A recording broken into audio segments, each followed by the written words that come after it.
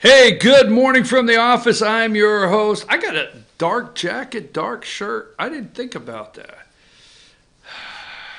It's not a dark day, folks. I apologize for wearing just very strong dark colors. How about that? 8:01 this morning, 74 degrees in LJ, Georgia. Good morning. It is Wednesday, trying to keep track of each and every day.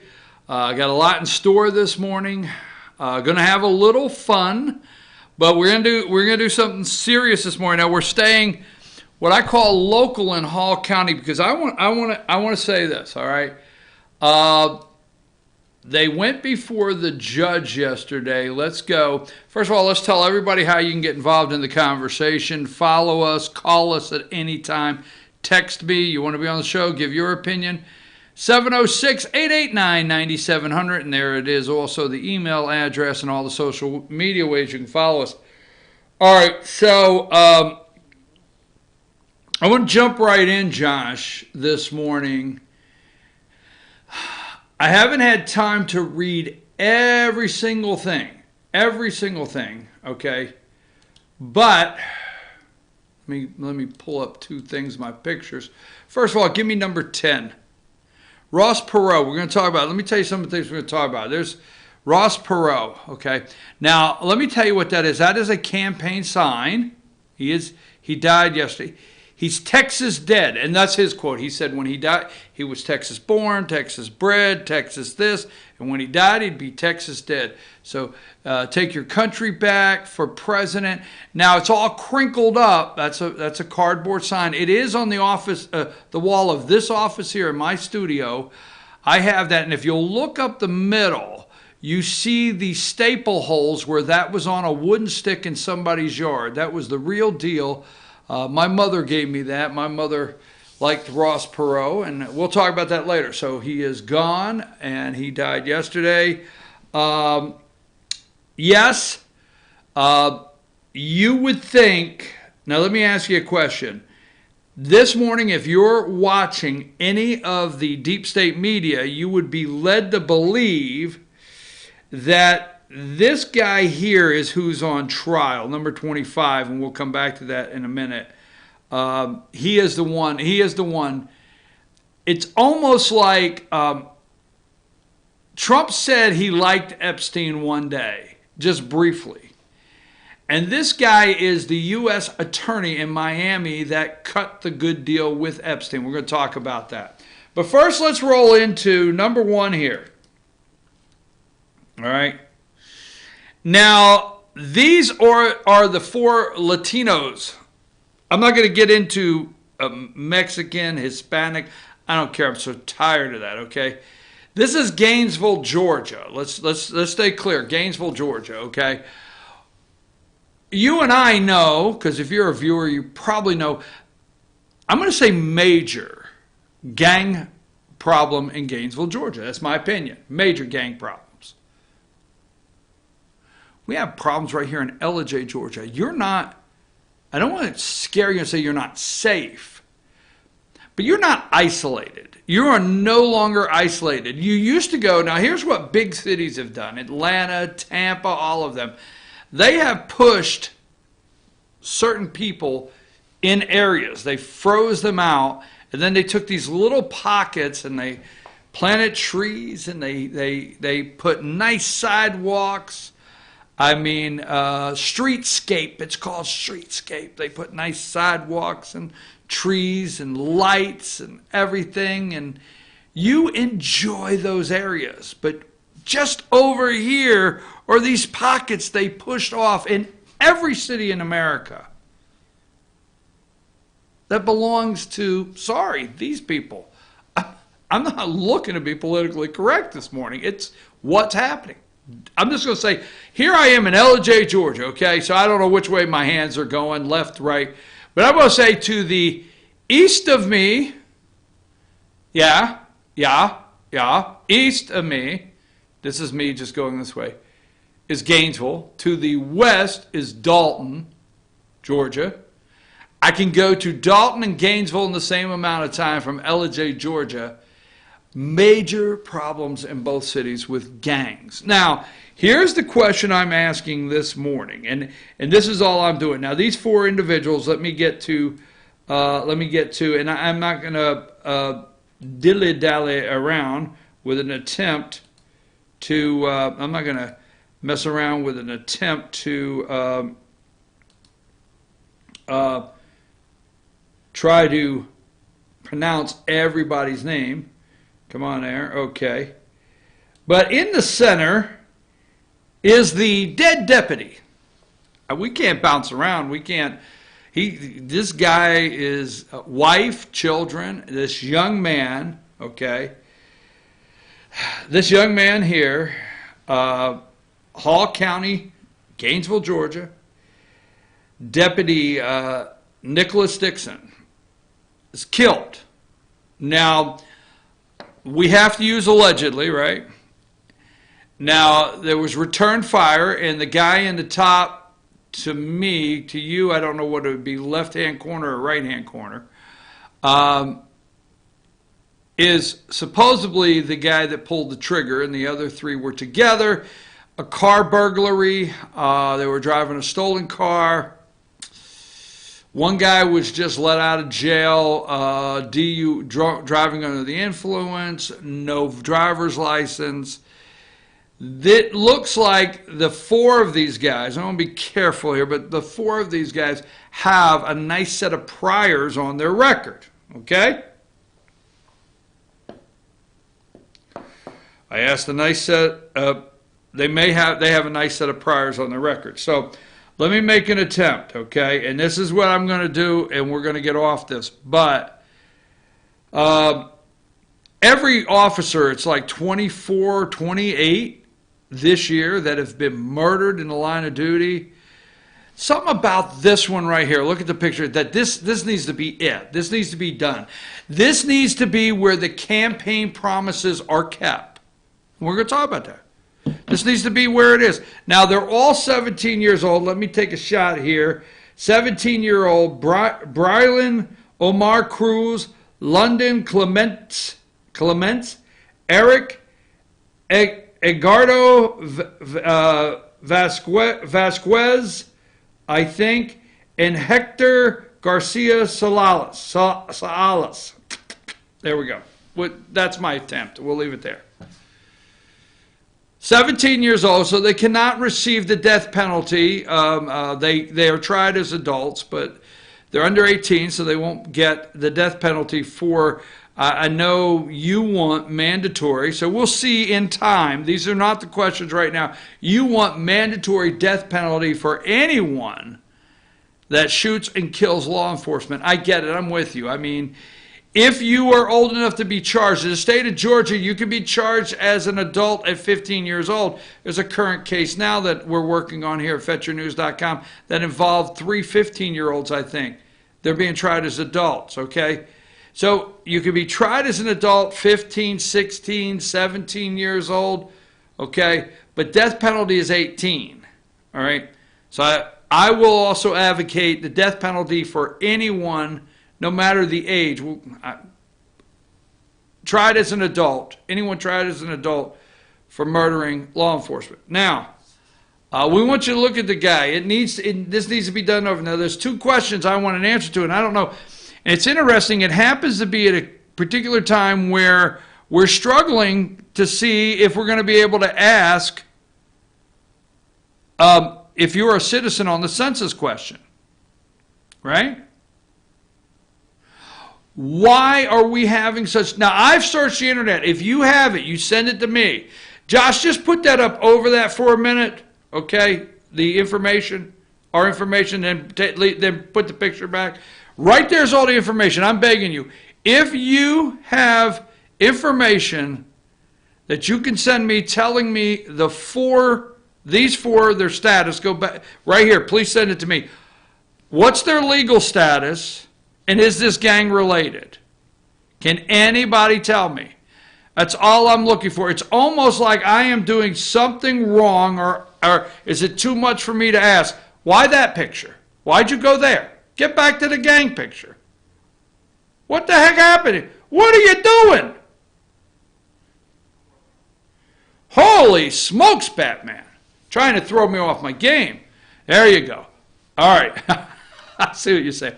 So let me ask you a question here.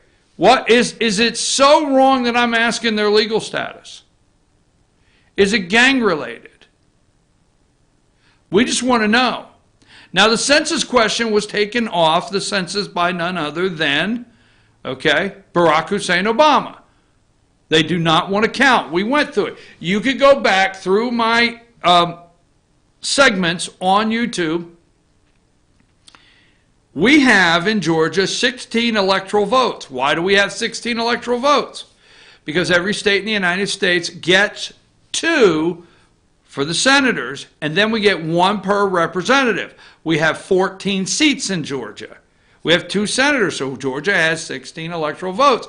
If you look at the map of 10 years ago and the current map, or before that, you see a shift in electoral votes. Georgia actually gained. It did have 15, has 16. Remember the 14th district, new district? In the census, they want to count all these people because they don't want you to see a shift. Okay? They don't want you to see a shift out of California. I think California's got 55. They don't want to go down to 53 and have those 2 shift out to another state that maybe is a red state. But that being said, so they're fighting. It's like you cannot make common sense on why we can't ask somebody in the census, are you a citizen of the United States of America? We can't figure that out. But we have an Obama judge this morning that has, Trump wanted to shift, Attorney General William Barr, and we'll put it here really quickly, wanted to shift the legal team to present their case. A Obama judge said, no, you can't shift the illegal team to a new legal team. We're not going to do that. That's an Obama judge. So here all I'm asking this morning, okay? And all I'm saying is we want to know the legal status, all right? I do. That's all I'm asking. Get us the legal status ASAP. Is this gang related ASAP? That's all I want to know. And look, I love my governor, but go to number 29, okay?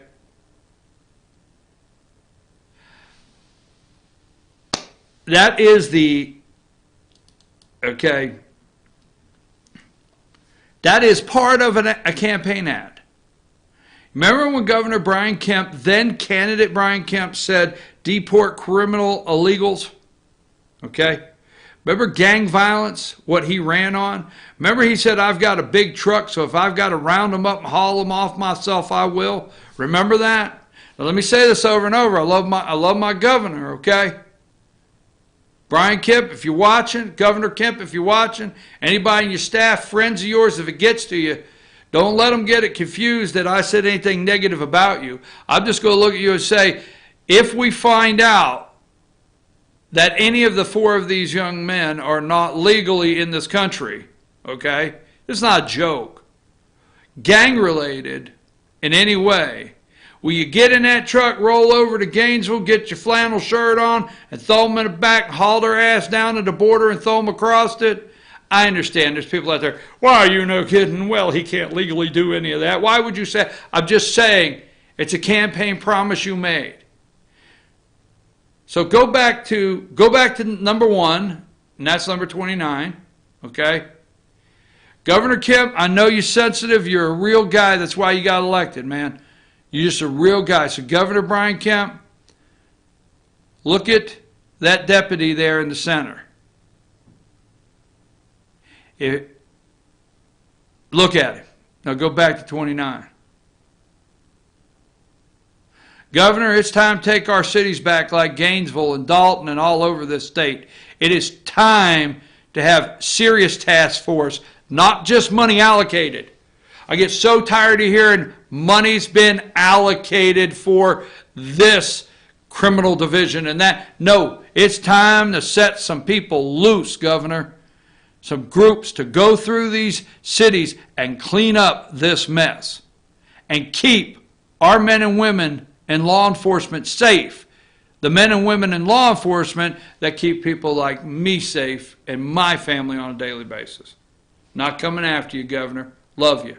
But don't forget, This one is like, for me, this one is where it's got to stop. Are they legal? Why can't I ask that question? What's their status? Is it gang related?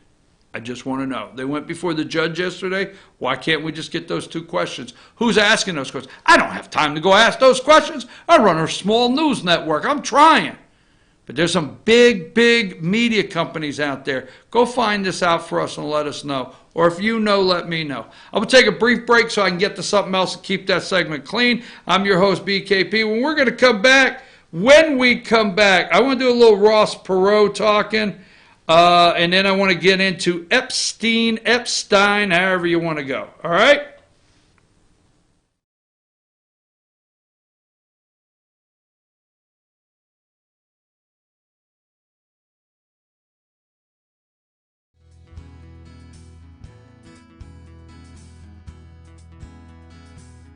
Hello, my name is Chad Watkins. I'm the manager at Larry's Body Shop. We are a family-owned and operated business and have been serving the North Georgia area since 1978. We are located at 1216 Progress Road in LOJ, Georgia. Our shop specializes in collision repair and we work with all major insurance companies. Larry's Body Shop is ICAR Gold, the highest role of training recognized by the collision repair industry. It is estimated that only 10% of collision shops meet these standards. Our shop consists of state-of-the-art equipment such as laser measurement system, down-drive spray booth, spot and MIG welding equipment. All of our paints are mixed on-site so that we can guarantee your paint to match every time. I know that having an accident can be a stressful event. We take pride in making sure our customers are satisfied with the repair of their vehicles. Our waiting area is clean and comfortable with free Wi-Fi and refreshing beverages. So if you're in an accident, stop by and see us at Larry's Body Shop. Ace is your helpful place for paint and home goods, tools, outdoor living, and lawn equipment. But did you know Ace Hardware of Blue Ridge is a little bit more? We have hunting rifles and accessories for your next hunting trip. We have Amish furniture imported directly from Ohio. And we have Ace Custom Woodworks for all your custom wood project needs, from cabinets to artwork. Ace Hardware of Blue Ridge. We have your new house in stock.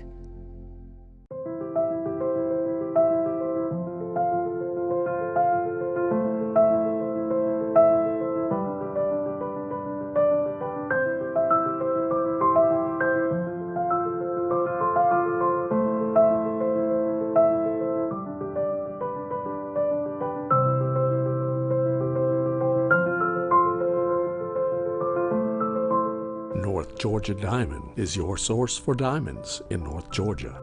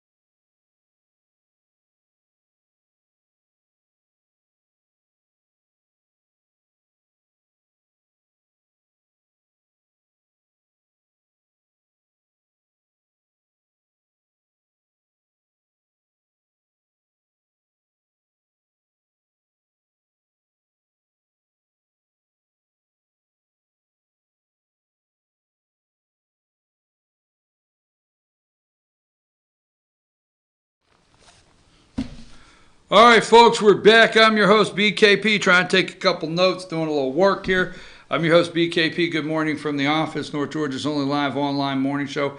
I got an opportunity yesterday, Josh. I love this because, you know, when I was a kid, I know I got to tell that like every day something about there. When I was a kid, you know, I had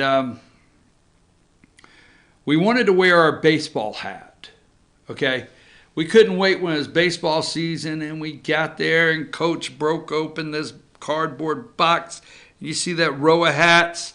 And he started handing them out. Cheapest hats they could buy for the but to us at 8 years old, it was the greatest hat you ever got. It only had one letter. Ours had an M for Martin Lee Cleaners. That was our sponsor. So we had an M. So I had this hat with an M. It was amazing. Greatest hat in the whole wide world. My baseball hat. So every kid had their hat, blue, orange, red, and we were on the school bus that morning. We got our hats the night before at the uniform where you just got a shirt and a hat. And you know, and you go into school, and all these little boys get off the school buses, 8 years old, with their hats on, and it's their first day. And there was Miss Nicholson. I'll never forget her name as long as I live. Miss Nicholson, our principal. And she was standing at the front door, and we always said, "Good morning, Miss Nicholson." And she said, "Take your hats off, young men. Do not go into school with your hat on." "Sorry, Miss." So we had to take our hat off.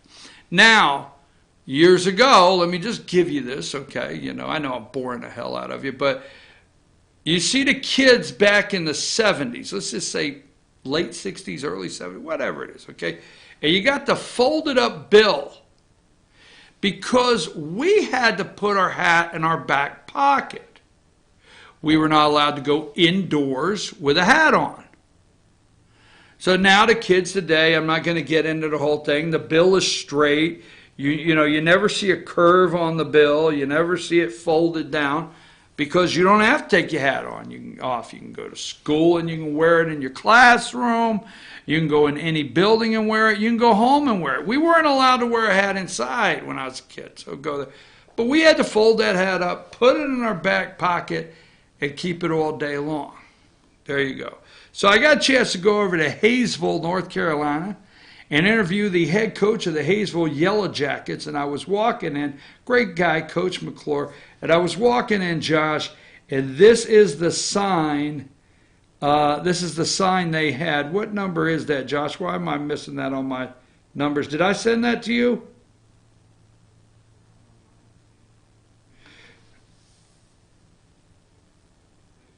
Yeah, number 11. Right there. Now you see on top of that it says Hayesville High School, please remove hats inside. I loved it. I said to Coach, I'm going to do an interview. That's how I am, John. I'm going to do an interview. I said to Coach, hold on. I need to stop and take a picture of this. He looked at me and said, I said, oh, I got to get the please remove hat. Sorry. All right, I know. Took up time. Had to do that. All right, now, let's run through a couple numbers here. Number 2, Jeffrey Epstein, okay, Jeffrey Epstein or Epstein, the low-life piece of garbage that sex trafficking 14, 15-year-old, 16-year-old girls, whatever. We don't know how he made his money. I've been reading article after article. We think he would get rich people, and this is the madam. They claim it's not true. This is the madam, okay, that was going to get the girls, because girls are not going to talk probably to these creepy low-life guys. They may talk to a woman that is convincing them, hey, this is something, you know, you can make good money at and for your college fund or whatever, okay? Number 3 is one of the victims. We're not going to get into names right now. We'll get into that in a minute, okay? Number 3 is one of the victims, okay? Young girl that is now a mature young woman, one of the victims taken advantage of. Here's number 4. This is the Lolita Express, which Bill Clinton is his camp. There's the Lolita Express, his camp. Bill Clinton's camp is claiming that he was only on that plane 4 times, when we do know you have to aviation rules. I don't know details on this stuff, but I do know this is when you get on an airplane, what's it called? The manifest, Josh, am I getting that right? You have to report every flight you take who's on your plane. You have to. Okay, that's the law. We got Bill Clinton on there 25 times, 26 times. Number 2, okay. Not 2, I'm sorry. Number 5, Here are the victims. This was them. Now, this is yesterday on MSNBC. This right here. Number 6. Okay.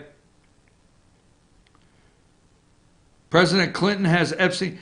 That's yesterday. Okay. And we're going to stop right here for a minute. Okay. Here's the victims. Here's Epstein. Go back to number 2 for a minute. Okay.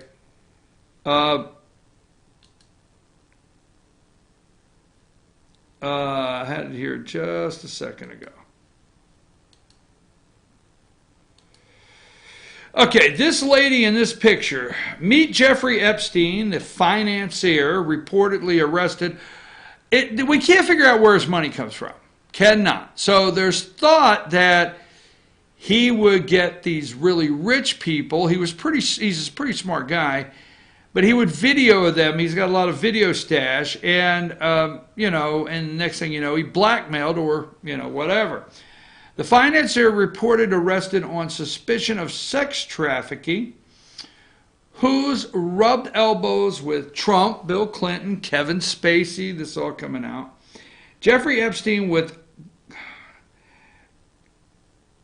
Ghislaine Maxwell. Okay.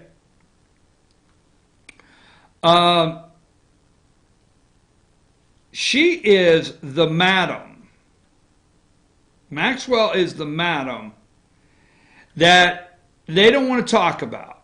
She was part of, allegedly, right? She was part of getting him the girls. Now, this morning, if you turn on the mainstream media, the Clinton crime family, and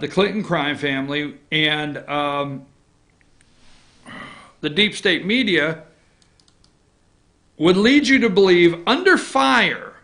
Now, how did this story turn within 24 hours? Now, this is Acosta. This is Alexander, number 14.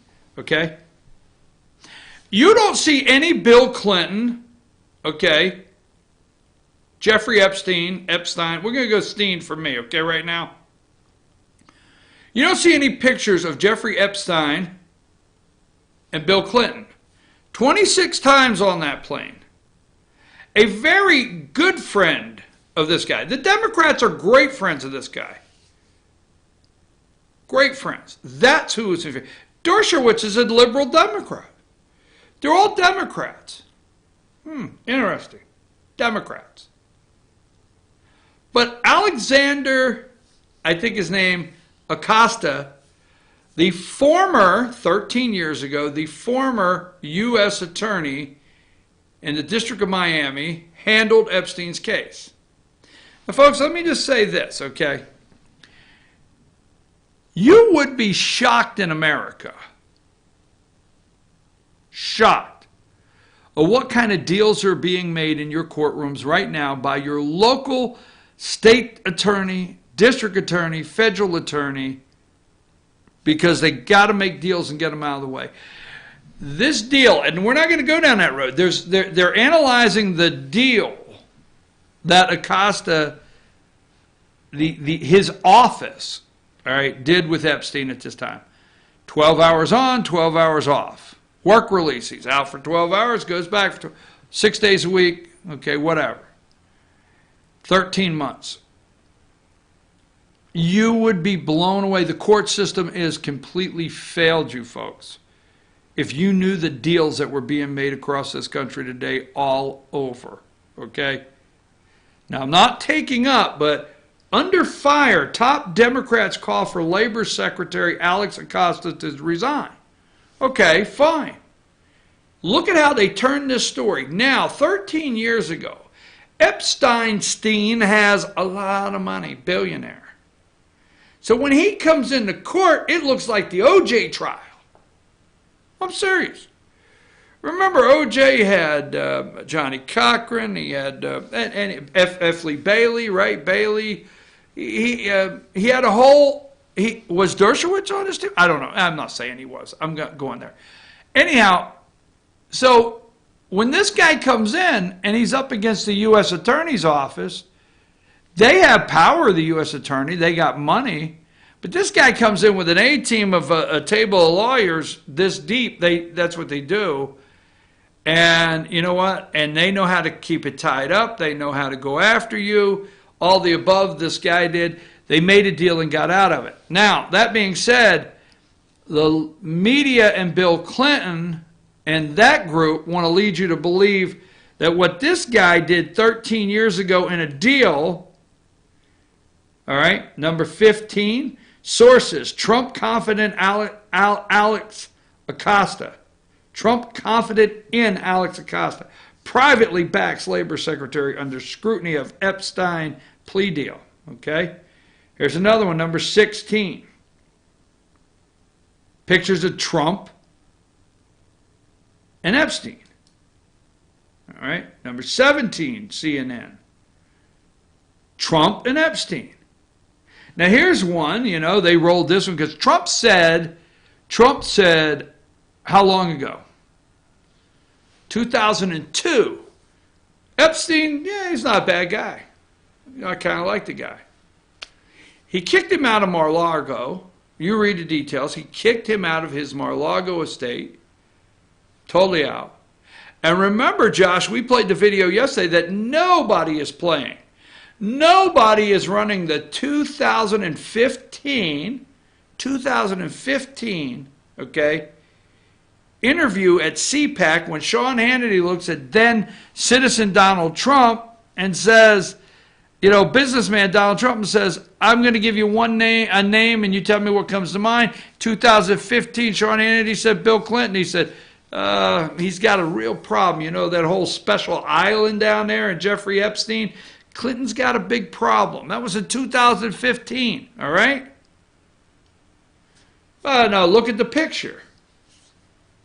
Number 18. This morning, you have Donald Trump on trial. Number 20. New York Times. Trump said, Epstein was a terrific guy. Donald Trump once said, now he's not a fan. That was 2002. He said, hey, he's a terrific guy. Number 21, MSNBC rolling it out. The New Yorker, Jeffrey Epstein, international money man and mystery. Donald Trump. I've known for Jeff 15 years. Terrific guy. Number 25, Democrats demand Secretary Acosta's ouster for sex crime deal. Sex crime deal. You see, the sex crime is put back here. Sex crime deal. GOP waits for Trump. For sex. The Democrats have come out in full steam protecting this piece of garbage. They're not going after him. They're going after Acosta and the deal 13 years ago. President of the United States. Now, let me ask you this, Josh. Number 28. Here's Bill Clinton. Shifty-eyed over here. Let's go. Yeah, Bill's like, okay, what's happening? What's happening? When you Google, Josh, when you Google Bill Clinton and Jeffrey Epstein, just the two names, do you actually get pictures of them together or just split screen? Just split screen. Just split. Meaning all you get are pictures where somebody took a picture of him and Epstein and put them together, right? Yep. Now, when you just Google Epstein and Clinton, and there's Trump's name's not in it, an amazing amount of pictures show up with Epstein and Trump together. Yeah, actually together. Actually together, right. Not split screen, actually together, right? Yep. In that Google search, right? Mm-hmm. You will not be led to believe by Google that there's something wrong in 26 trips on that plane that this guy don't show up in pictures. Try it yourself. Look at who's on trial today, folks. Who's on trial? President of the United States. These two guys. Number 17, we'll just put it up there. Number 17, these two guys are the ones on trial today. Not the guy that flew the plane around with Bill Clinton on it 26 times. You won't hear that today. They're not on trial.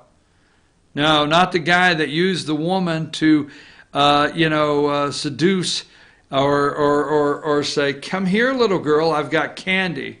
No. These two are on trial. Okay. I'm your host, BKP. I'm going to take a brief break, only about 4 minutes, because I've got some things to do. We'll come right back. I got one more quick story I want to do before we go. Josh, take a quick break.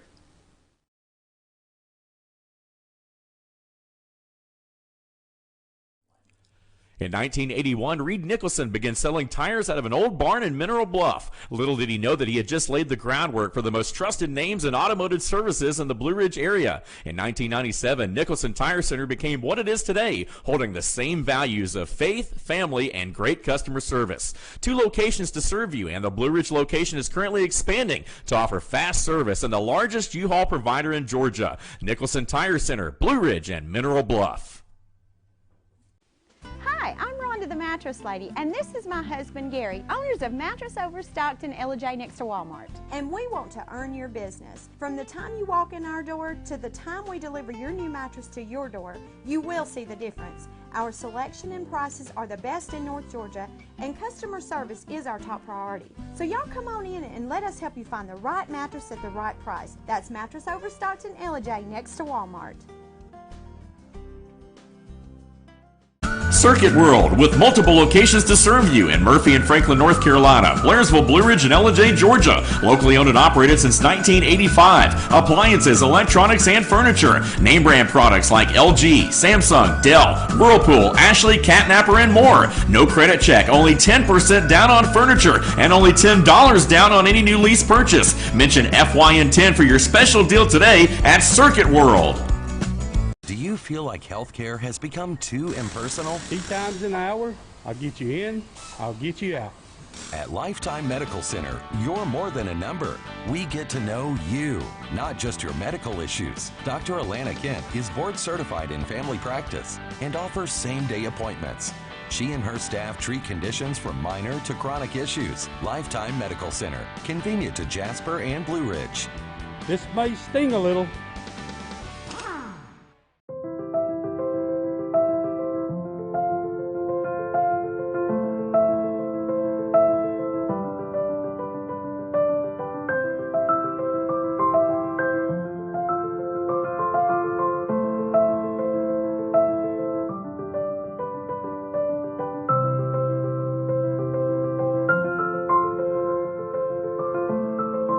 North Georgia Diamond is your source for diamonds in North Georgia.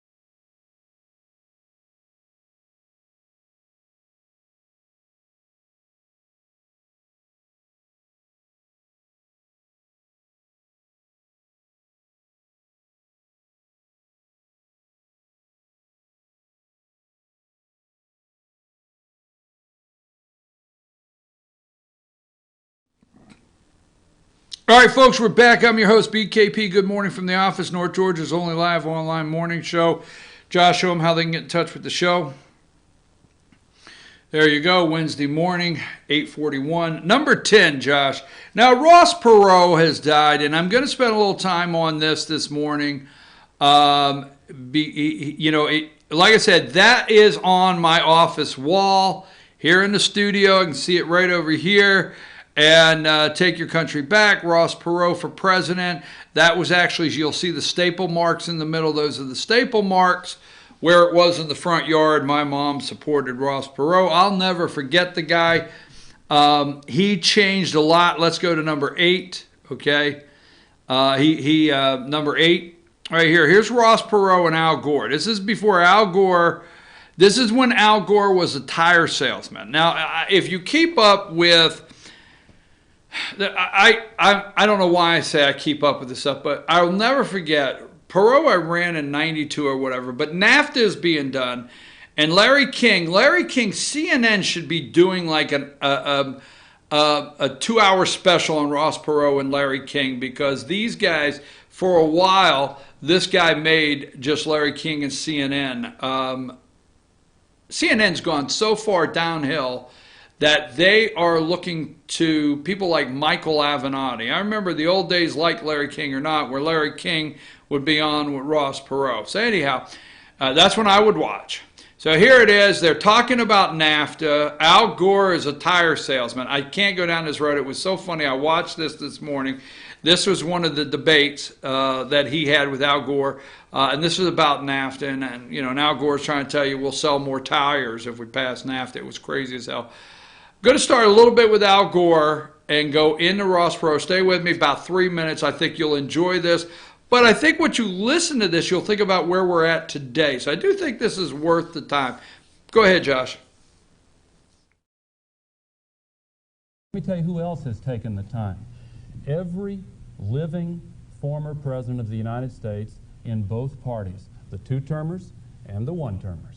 Every former Secretary of State, every former Secretary of Defense, Secretary of Treasury, every living Nobel Prize winner in economics, conservatives, liberals, everyone in between, they've never agreed on anything. Wait, let me just finish this one point. And distinguished Americans from Colin Powell to Tip O'Neill to Rush Limbaugh, Ross Perot Jr., the head of his business, Morton Meyerson, Orville Swindle, the head of United We Stand last time, and Ross Perot Sr. supported it until he started running for president and attempting to bring out the politics of fear. Ross? Will I be able to speak You for a sure second may. or two from time to time? You're on. Because there's a lot of inaccuracies here. Let's go to the big picture and then skip the personal stuff. People who don't make anything can't buy anything. Let's start with that. We are 85% of the market. Canada is 11% of the buying power. Of the total 3 markets. And Mexico is only 4%. People who don't make anything cannot buy anything. Never forget that. Now then, let's look at these exports. See, here's Mexico, 4%, Canada, 11%, United States, 85%. We're the biggest buyer of goods and services in the world. Please remember that tonight. That's one of our aces. Now then, here's the real export story. You get down here, these are the phony exports down here. Here are the real exports here, about $7.7 billion. You take this thing into pieces, you take this big number here and take it right down to here, and that's what you're really talking about. And just remember this. If you want to trade, you trade with people who make money. You don't trade with people who oppress their workers and they don't have any money. Now, it's true. Now, a good deal will sell itself, folks, just plain talk. 4 former presidents came out for it and couldn't sell it. All the secretaries of state came out for it and couldn't sell it. We had satellite going across 200 auditoriums across the country. That didn't sell it. Got Lee Iacocca for it. That didn't sell it. $30 million coming out of Mexico, and that is rotten and that is wrong, and that didn't sell it. $35 million coming out of corporate America to try to get out of this country, go south of the border and hire that cheap labor, and that didn't sell it. Let me know This dog just didn't hunt. Now, today they don't have the votes in the House of Representatives. We're in the 3rd quarter. They can get them because they're buying them big time with your tax money. We're working the halls night and day to make sure it doesn't happen. You can play a key role in it. But sure, they all tried to sell it to you, and the fact that they couldn't demonstrates that this deal is not good for our country. Let me get a break, and then, but it doesn't impress you that every former president supports it? impresses me that they couldn't do it. Oh, but it doesn't impress you that they support it. That they show, those are the guys that cut the worst trade deals in history. He's already talked about it. It's not over with. Wait just a minute now. They did the Japanese deals. They did the Chinese deals. God bless them. They cost you 2 million jobs. 2 million jobs. You think they fooled Colin Powell? He's a great soldier, doesn't know anything about business. We'll have the vice president respond with He's a great soldier. He doesn't know anything about it. He cut the deals with Japan. You've cut the deals with China. You've lost 2 million jobs. I'm telling you, Trump should go back and pull Ross Perot footage in 1992. Now, Ross Perot actually stood a chance, okay? And he was number 8. The guy was dumbfounded. He just was, okay? Gore, if you watch that whole thing, he's dumbfounded as can be because he don't know what to do with Ross Perot. But Ross Perot stood a chance at winning that election. He really did against George H. Bush and Bill Clinton. But, you know, he kind of went off the rails when he pulled out of the race, and then he got back in the race. And he was playing talk, number 9. So he's on Larry King one night, I think, right? And he did a big thing. And Larry King says to him, why don't you run for president? And he says to Larry King, he said, now this is before the internet, social media. He looks at Larry King, he says, if people of America want me to be their president, if they put my name on all 50 states, Larry, I will run for president of the United States. But if people of America have, and they did, they got his name on the ballot. Now, I'm going to do this real quick. I used to love it because Ross Perot, if you see, he'd always bring these charts and graphs. And he would say in plain terms, right? And I swear to God, you can find it somewhere. One night he referred to chickens. I swear to God. It was like Ross Perot. Larry, if you got 4 chickens, you got 4 chickens. That's all you got, Larry, is 4 chickens. Now, they're out there in the government today, Larry, trying to tell you you got 6 chickens, but you don't, Larry. You got 4. That's all you got. But they're trying to tell you with this NAFTA deal that you got 6 chickens. Larry, look right here. There's 4 chickens. Now, if you deep fry 2 of them chickens, Larry, you only got 2 chickens left. But the government will still tell you you got 6 chickens. That dog just don't hunt, Larry. That's just plain facts. You ain't got nothing but 2 chickens because you deep fried 2 of them, and they want you to believe if you sign this NAFTA deal, you'll have 6 chickens. I know that was silly, but I tell you what, if you go back and watch that guy, it was funny. It was funny as hell, but Donald Trump should go back and watch Ross Perot, 92, and some of those interviews, especially on NAFTA. And you and I know what happened to us as Americans with NAFTA. The other thing about it is, you know, he got in the race, he was doing well, and then his wife's wedding or something, he claimed George Bush set it up. And well, Larry, let me tell you why I got out of the race. There was guys with masks on at my daughter's wedding. Yes. I think when George Bush was wearing one himself, they were snipers. They had sniper rifles. I had to get out of the race, Larry. Like, they went kind of like, what the hell are you talking about? They had pictures. They claimed they had pictures. Whatever. So that being said, Ross Perot is, Lee Iacocca has died also. Lee Iacocca, we talked about that. Ross Perot is dead. I think it was, is he 88? Was he 89? And he's a dead Texan because he did say, I forget how he said it, he was born a Texan, he lived a Texan, he did this as a Texan, and when he died, he'd be a dead Texan. So, Ross Perot, you did change things in the political landscape in this country. Rest in peace. So this guy, number 12, is running for president of the United States. Tom Steyer said he would not. They are trying to figure out what to do with him. Here's number 7. Here's Steyer going, oh, I'm running for president. He is impeached president, and he is now running for president. Number 19, the slippity slide straight into hell. Dozens of migrant children in Arizona detention center alleged sex assault retaliation from the border agents. That's a big report this morning. I want to get one more picture up that I think.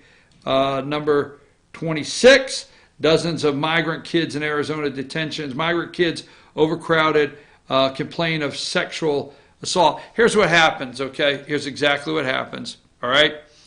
You know how you have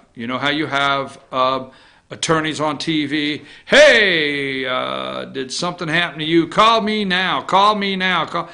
They're going down through these detention centers, okay? And these immigration lawyers. We have not working for us.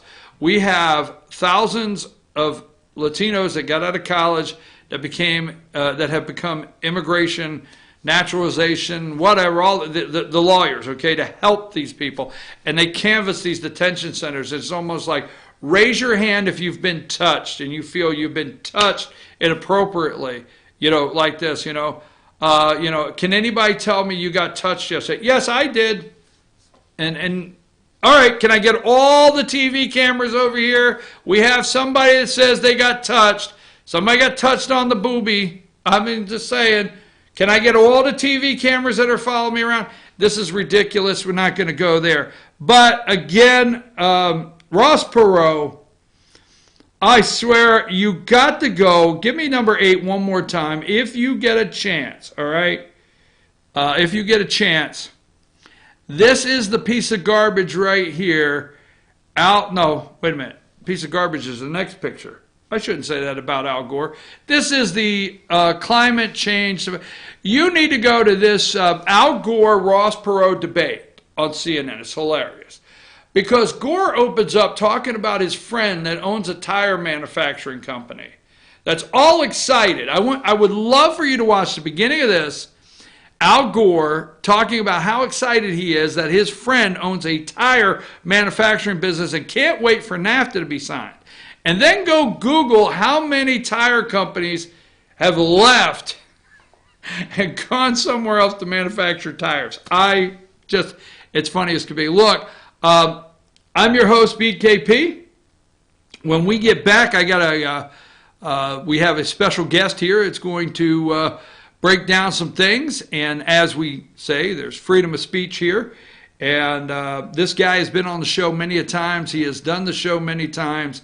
And he's going to come and give you a different perspective and maybe a different look at some issues that we're facing today in this country, politically, socially, whatever it may be. So stay tuned, because on the other side of these commercials, we've got a big surprise for you. So stay with us. We'll be right back.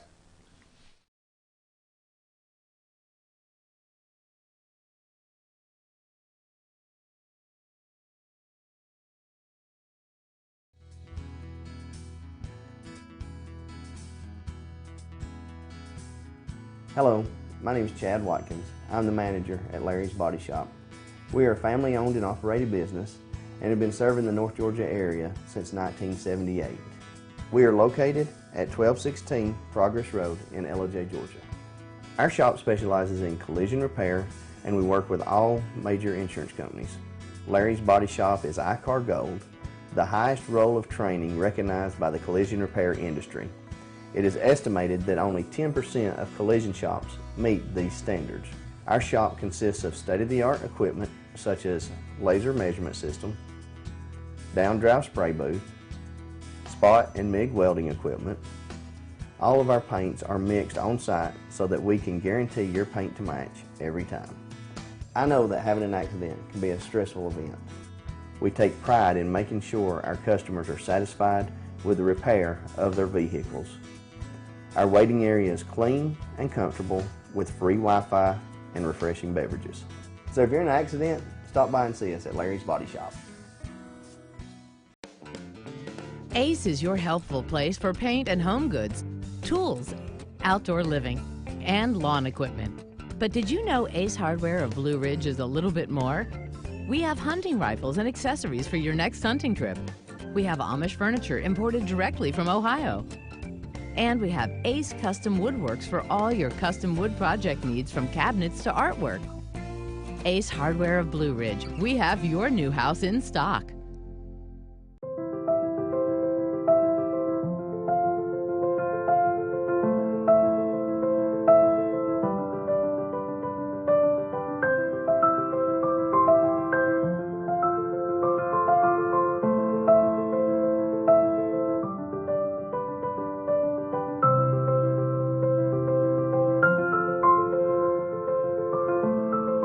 North Georgia Diamond is your source for diamonds in North Georgia.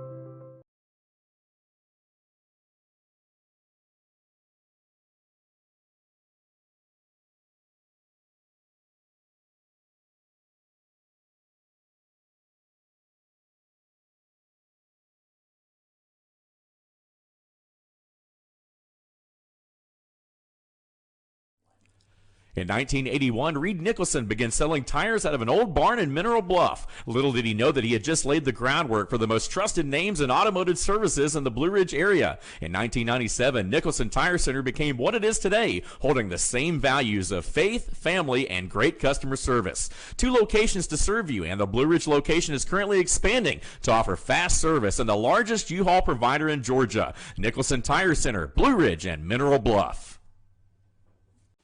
Hi, I'm Rhonda the Mattress Lady, and this is my husband Gary, owners of Mattress Overstocked in Ella next to Walmart. And we want to earn your business. From the time you walk in our door to the time we deliver your new mattress to your door, you will see the difference. Our selection and prices are the best in North Georgia, and customer service is our top priority. So y'all come on in and let us help you find the right mattress at the right price. That's Mattress Overstocked in Ella next to Walmart.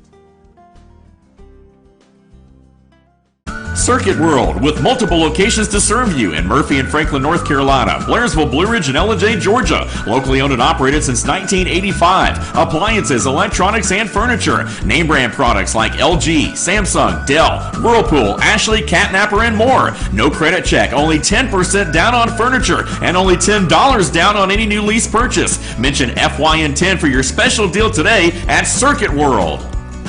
Do you feel like healthcare has become too impersonal? 3 times an hour, I'll get you in, I'll get you out.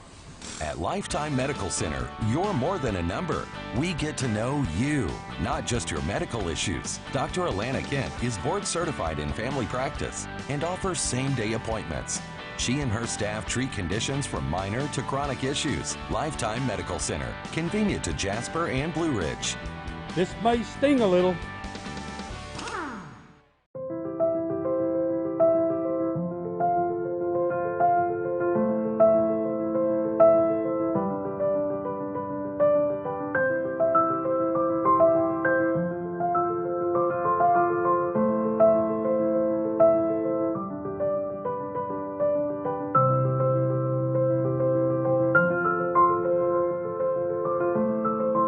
North Georgia Diamond is your source for diamonds in North Georgia.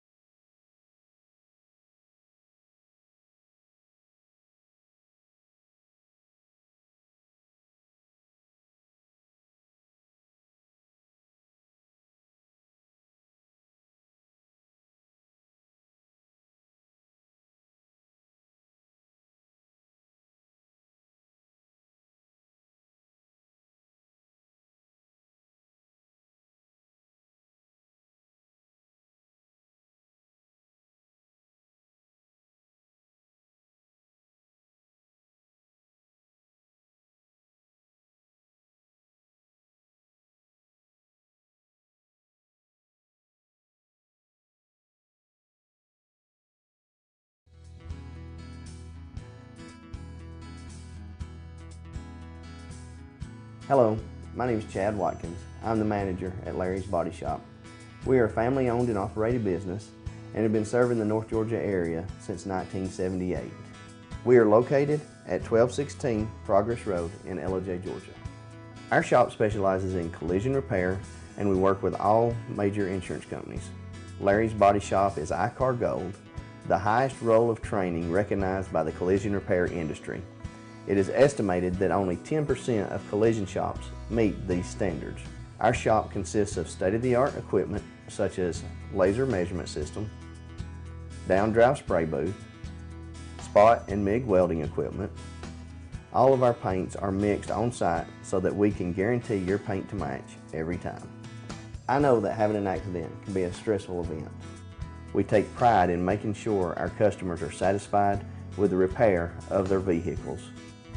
Our waiting area is clean and comfortable with free Wi-Fi and refreshing beverages. So if you're in an accident, stop by and see us at Larry's Body Shop. Ace is your helpful place for paint and home goods, tools, outdoor living, and lawn equipment. But did you know Ace Hardware of Blue Ridge is a little bit more? We have hunting rifles and accessories for your next hunting trip. We have Amish furniture imported directly from Ohio. And we have Ace Custom Woodworks for all your custom wood project needs, from cabinets to artwork.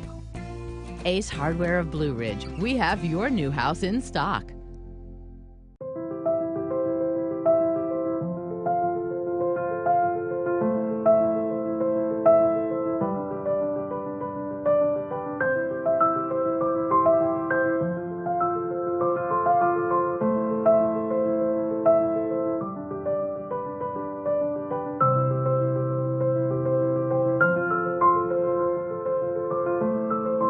North Georgia Diamond is your source for diamonds in North Georgia.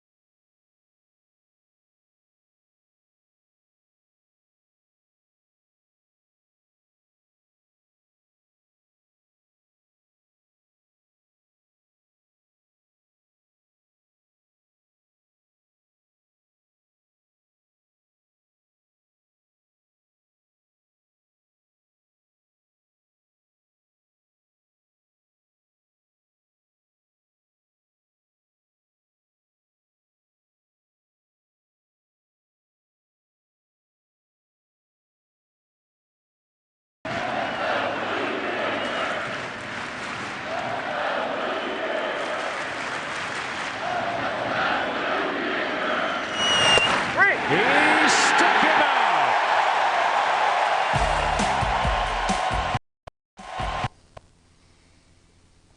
And that, ladies and gentlemen, was pretty much the highlight of the 2019 All-Star Game in Cleveland, Ohio. Yes, that was the Biebs. Shane Bieber winning the MVP award as a pitcher. He struck out the side, 3 up, 3 down. And despite home run, or actually, did any American League guys hit a home run?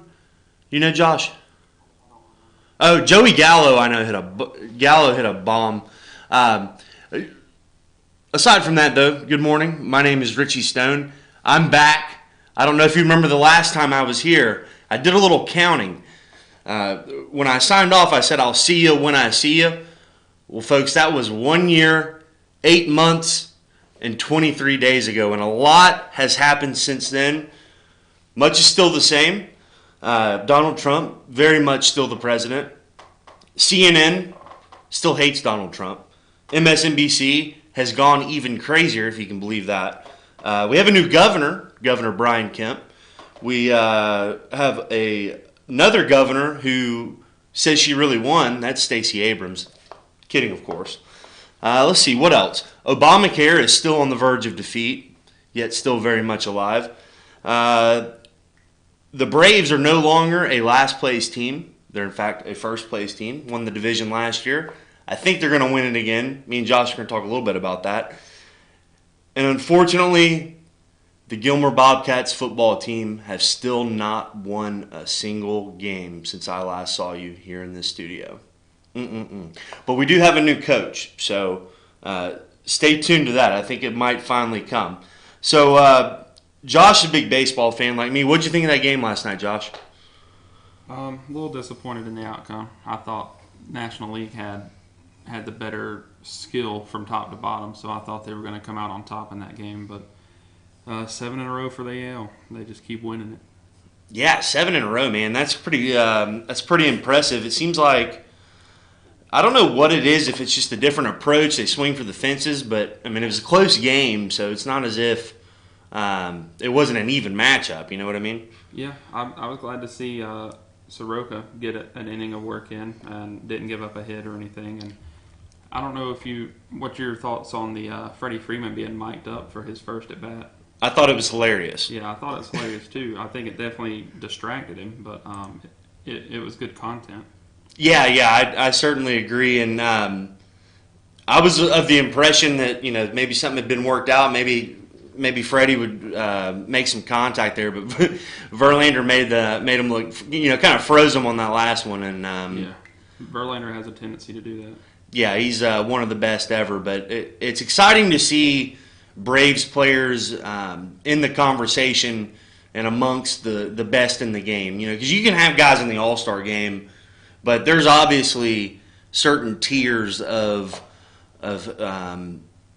star, if that makes sense. Yeah, I mean, we were tied for the major league lead in players that were even in the final 3 to try to get voted in as a starter. So absolutely, and I think the Braves actually had a few snubs. To be honest with you, I think Ozzie Albies deserved to be in that game, especially Dansby Swanson. I mean, he's just having the breakout year that we all expected him to have.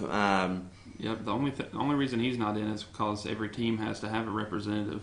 So they chose somebody ahead of him that had to get in, but definitely. And I don't know about you, but and this is probably an unpopular opinion, but I think I am the only guy in America who actually liked the idea of it means more with home field advantage going to the winner of the game, because I don't know, it just kind of added an extra element of it. What do you think? Well, Brian likes that too. I think that it was a little bit unfair to the 2 teams that eventually ended up there, because there's so many players that aren't a part of your team that had something to do with whether or not you got home field advantage.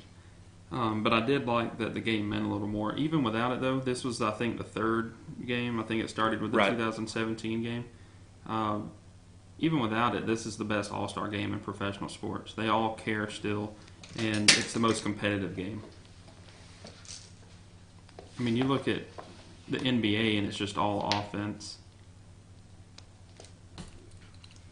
No, I mean, I think you're right. I think it's just from the top down with the home run derby, the way they do it, and I mean, what a show that was. Along with the game itself, when they line everybody up, the introductions. I mean, that's just it's classy. I mean, you know what you're getting every time. I'm not a huge fan of being mic'd up, but it's grown on me. I thought the first year that it was kind of boring. They didn't really know what to talk about. But I think Joe Buck and Smoltz have kind of worked out the kinks on that, and it was a little more entertaining. But for instance, like last year when Fultonevich was pitching, they didn't even mention his name hardly because they were talking to Bryce Harper or somebody, which I didn't remember. One year they had Mookie Betts mic'd up, and he was in the outfield, and there was a ball hit to him, and he said, "Oh, I ain't getting that one, boys." And it was just cool to hear that commentary from him, because it was a nice hit, and he was like, "Yeah, I can't get to that one."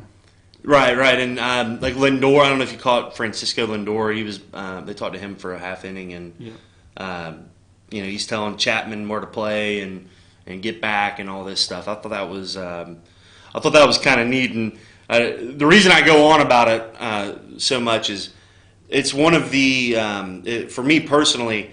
I went to the game when I was a kid, when I was 13 years old in Seattle, Washington, and I went to the home run derby and to the game itself, and that was just the trip of a lifetime. So I've been such a fan of that event, even before that, just as a baseball guy. But it's a hallmark of the summertime.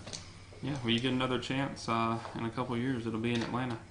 Oh yeah, and one final point on that. I actually looked into hotel rooms at the Omni at the Battery for that exact weekend, and they're not available yet. I thought They're probably gonna be really high. Yeah, I thought I could pull a fast one and get it early, but no such luck. So moving on to some of the news of the day. Obamacare is on the chopping block again. I alluded to that earlier.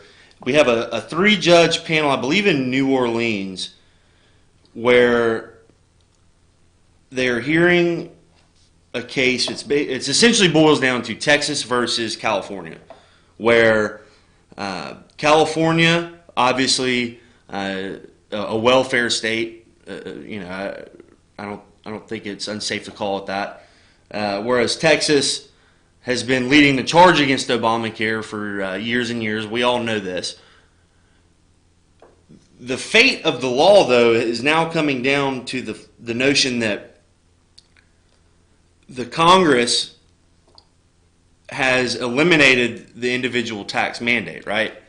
It was part of the tax bill, I believe, where no one has to buy insurance anymore. They're not going to charge you the penalty, and that's what the law was. That's what held the law together originally, with Chief Justice John Roberts flipping sides originally in 2012, because he said the Congress had the right to tax, and that the individual mandate was in fact a tax.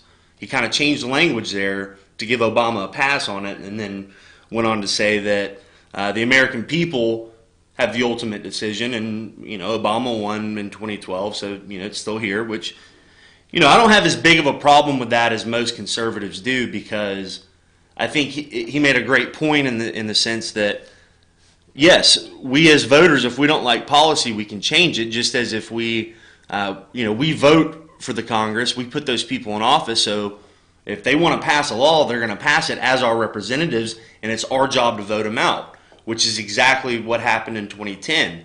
We saw a generational shift, something that has only happened a few times throughout history, where a piece of legislation was so bad that entire state legislatures were overturned and governorships were overturned. You look at North Carolina, which is the center of the current gerrymandering case, where a lot of those on the left, they love to point to North Carolina and say, look at these districts that were drawn. It's racist. It's unfair to Democrats, when in reality, it's a byproduct of how the system should work, because in Congress they passed terrible legislation called Obamacare. The Republicans had a wave in North Carolina, took the state legislature, took the governorship, and they did it in the right time, at the right year, 2010, because they were able to then redraw all the congressional districts, something they hadn't been able to do in, I don't know the exact numbers, but if you look at Georgia, when we did it here in 2010, because it also happened here, Republicans got to draw the lines for the first time really ever, because they had never really been in charge, unless you count Reconstruction, but that was, a whole different animal, different story for a different day. So if we have time, I'm going to get into the gerrymandering stuff, because as we talk about things that have happened since you last saw me, that is one that I've paid very close attention to. The gerrymandering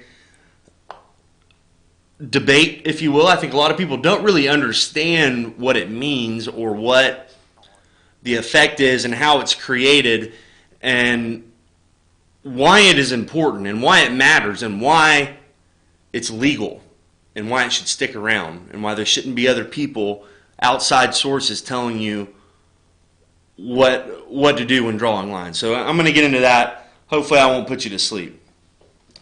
So before we get to this first break, Brian alluded to a lot of Jeffrey Epstein this morning, and I don't want to beat a dead horse, but there are a few things that I think of course it's not funny, it's awful, and it really shows the dark undercurrent of some people in this country and what their money and status can help them get away with. But when you get into who this guy is and you see the media, there's old Jeff. When you see the media reaction now in the outrage, and of course they've turned it on Secretary Acosta, which I know Brian got into a good bit, but when you think about the sudden outrage and the notion that they're ready to rock and roll on their response, ready to go after Acosta, ready to defend Bill Clinton yet again, it's almost as if they were ready for this, right? I mean, anyone who watches this show, anyone who watches Hannity, Tucker Carlson, Laura Ingraham, but Hannity especially, they've been talking about Jeffrey Epstein for years and years and years. They knew who this guy was. Pardon me 1 minute. Got to get a drink real quick. It's been a while.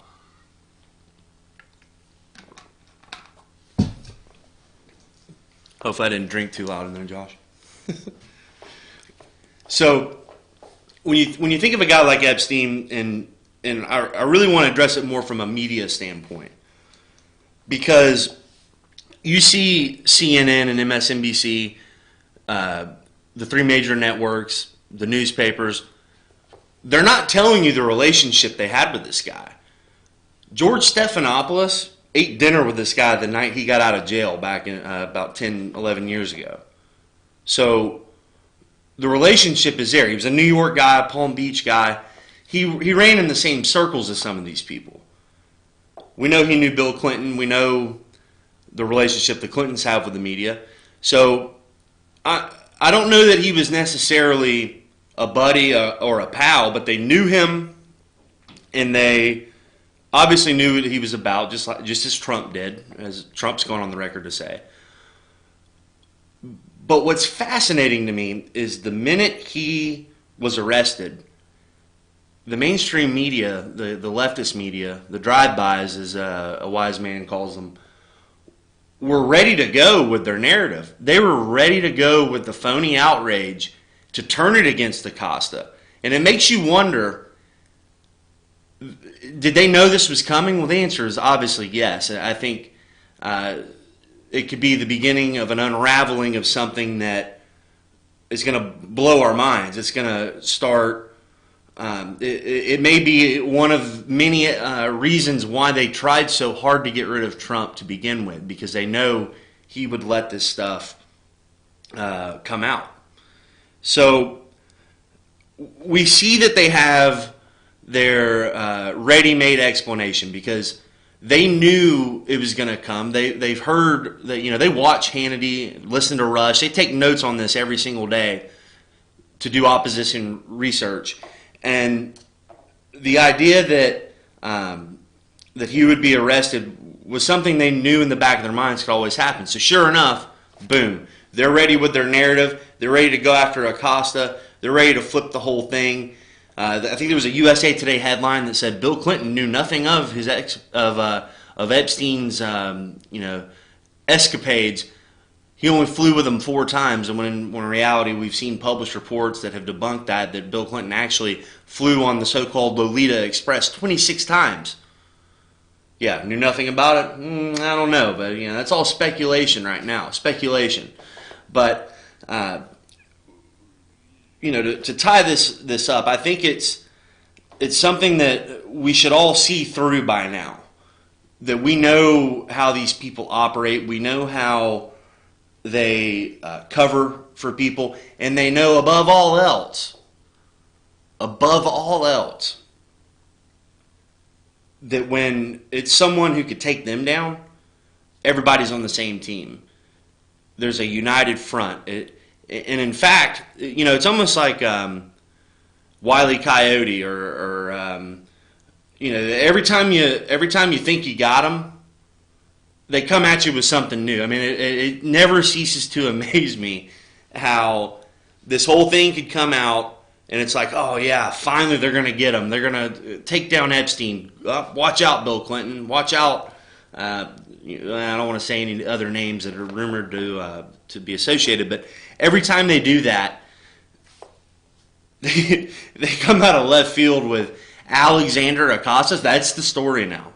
Alexander Acosta, the Secretary of Labor. That not the guy who trafficked children and got 14-year-olds and who was a major Democratic donor. No, not him. Not him. No.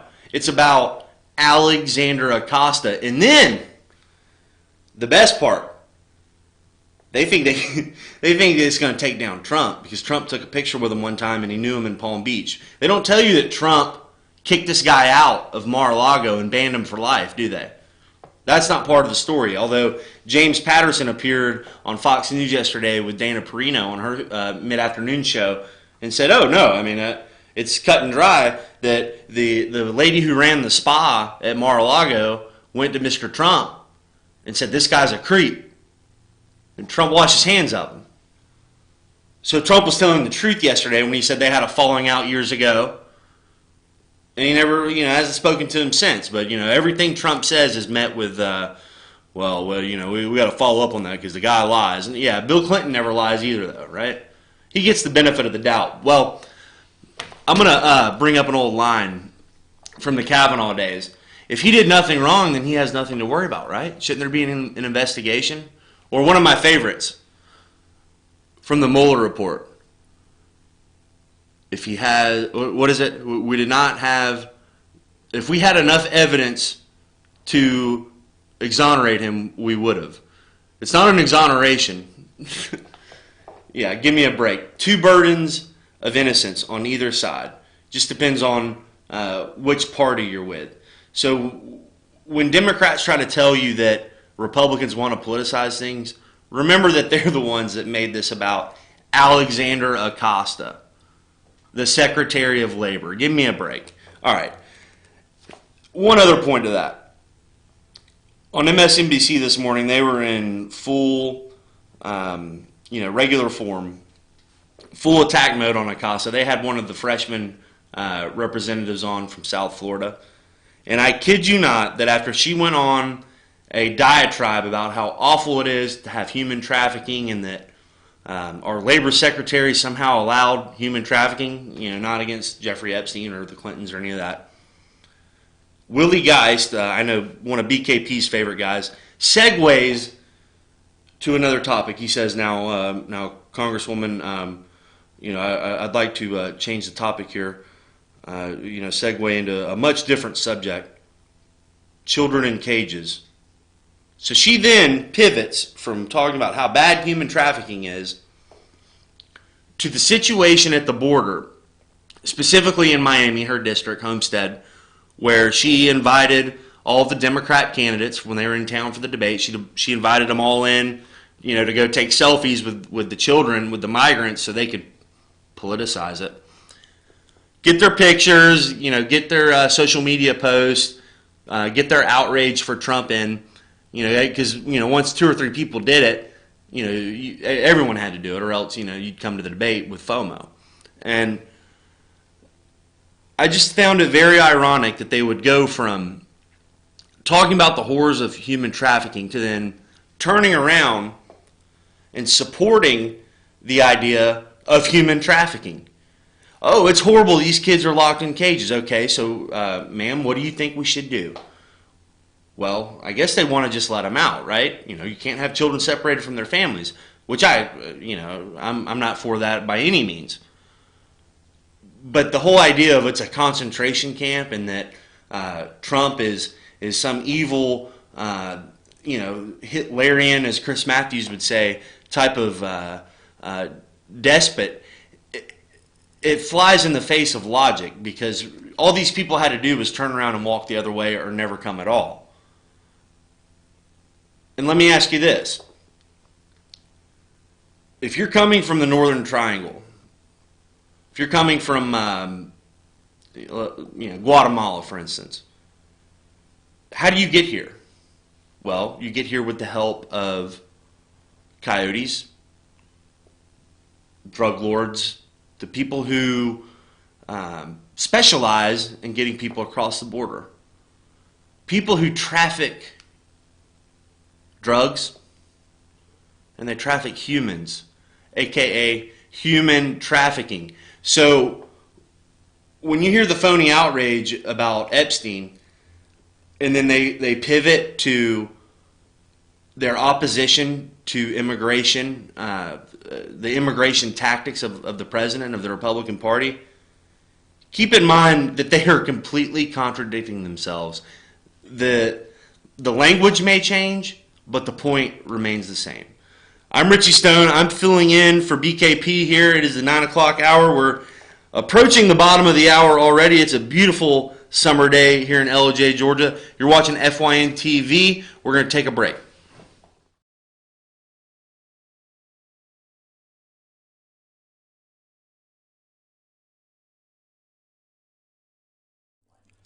In 1981, Reed Nicholson began selling tires out of an old barn in Mineral Bluff. Little did he know that he had just laid the groundwork for the most trusted names in automotive services in the Blue Ridge area. In 1997, Nicholson Tire Center became what it is today, holding the same values of faith, family, and great customer service. 2 locations to serve you, and the Blue Ridge location is currently expanding to offer fast service and the largest U-Haul provider in Georgia. Nicholson Tire Center, Blue Ridge, and Mineral Bluff.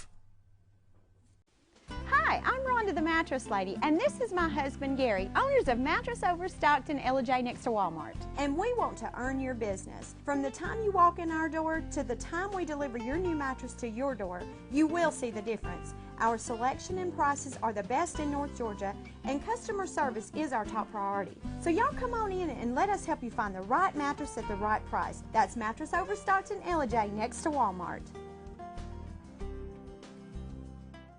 Circuit World, with multiple locations to serve you in Murphy and Franklin, North Carolina, Blairsville, Blue Ridge, and LJ, Georgia. Locally owned and operated since 1985. Appliances, electronics, and furniture. Name brand products like LG, Samsung, Dell, Whirlpool, Ashley, Catnapper, and more. No credit check, only 10% down on furniture, and only $10 down on any new lease purchase. Mention FYN10 for your special deal today at Circuit World.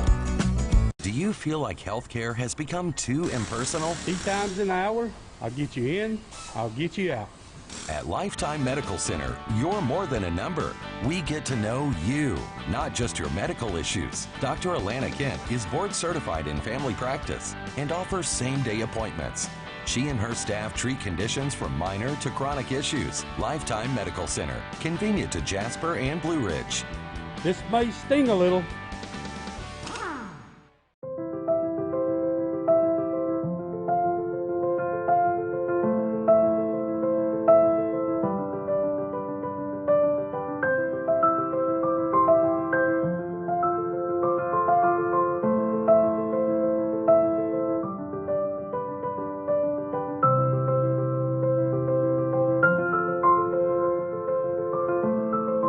North Georgia Diamond is your source for diamonds in North Georgia.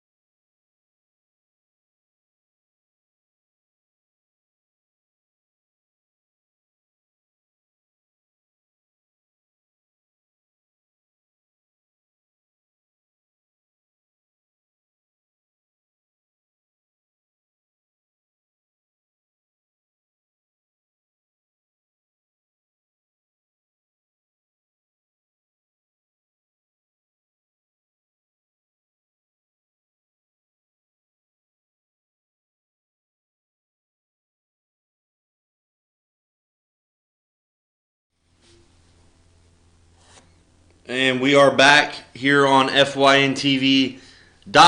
It is the bottom of the hour here in beautiful LJ, Georgia. Man, it is hot.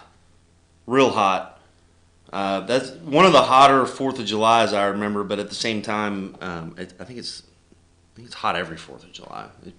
Just the time of the year. Not because of climate change. I think it's just the way it is. The enthusiasm for President Trump, this is something else I brought up by saying, kind of jokingly, he is still very much the president since the last time I saw you 1 year, 8 months, and 23 days ago. I think at that time he was calling Kim Jong-un Little Rocket Man, and we actually got in a little bit of trouble for playing the classic Elton John song. But that's neither here nor there. Since then, they have met a couple, 2-3 times. As you are well aware, it was quite a famous meeting. It was some pretty incredible stuff when he stepped over the DMZ the other week. But he's still in it, and the point I want to make about that, something that you won't hear on the nightly news, in fact, they'll do anything they can to suppress it. President Trump has more enthusiasm than I think I've ever seen. He has figured out, well, kind of like what Obama did, but he has created a brand, right? Which, of course, every president does that, but the sense of marketing the brand of Trump, and that he's brought that to the Oval Office. A quick case in point. Full disclosure, I am the chairman of the local Republican Party here in Gilmer County. And for the 4th of July, we decided that as a fundraiser, we would sell stickers and Make America Great Again hats. My expectation, I don't want to discount, you never want to set the goal too high, right? You never want to aggrandize, the notion that we're going to go out there and we're gonna make a lot. As the leader of the group, I kept expectations low. Well, I was blown away.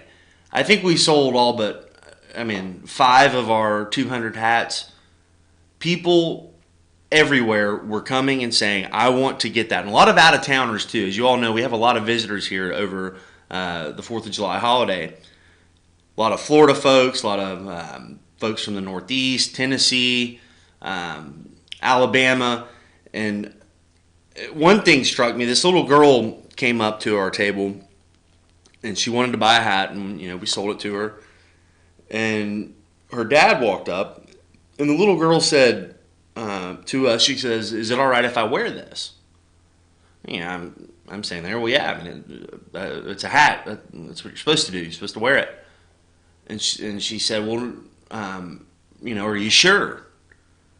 And I said, "Yeah, of course you can." And her dad was standing there, and he kind of half laughed, and he said, "Well,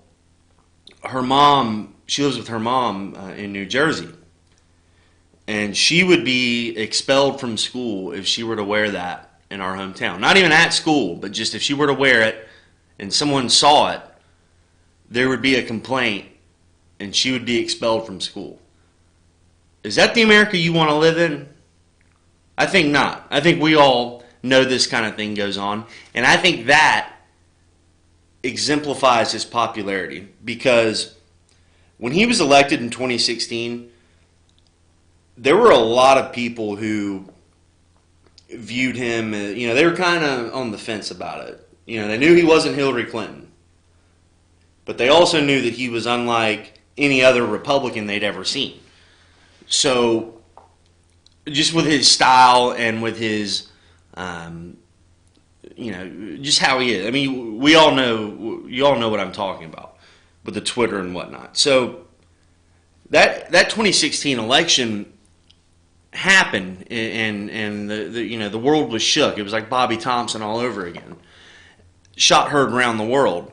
So, if we look at what's happened since then, you have the 2018 midterm elections, which the media has been able to spin it into a landslide victory for the Democrats. But in reality, that's not what happened. I mean, the Republicans gained seats in the Senate.